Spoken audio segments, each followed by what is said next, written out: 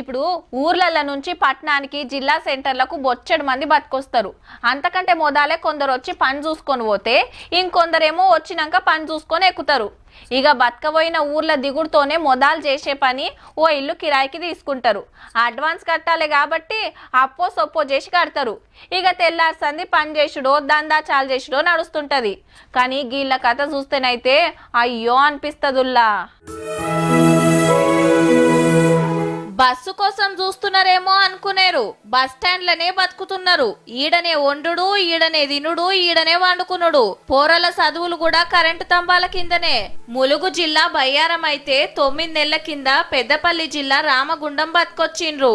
ఇంటికి రాయి గట్టలేక 2 ఆల్మొగలు 2 పిల్లలు అక్కోళ్ళ అమ్మ అందరు కలిసి ముబారక్ నగర్ లా ఆడకం లేని బస్ స్టాండ్లు ఉంటుండ్రు.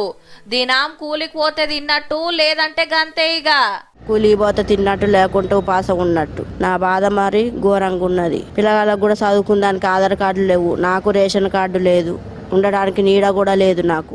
అగనట పోరలకు ఆధార్ కార్డులు లేక బడిల తిప్పలైతుందట, రేషన్ కార్డు లేక తిండికి తిప్పలేనట. మేము 2 6వ తరగతి చదువుతాం. మా బల్ల సార్లు ఆధార్ కార్డులు అడుగుతారు. ఆధార్ కార్డులు ఇవ్వకపోతే పేరు తీసి పడేస్తారట. మాకు హాస్టల్ అయితే మేము చదువుకుంటాం సారు. ఇక ముసలమ్మకొచ్చే పింఛను ఆమె మందులకే సరిపోతలేదట.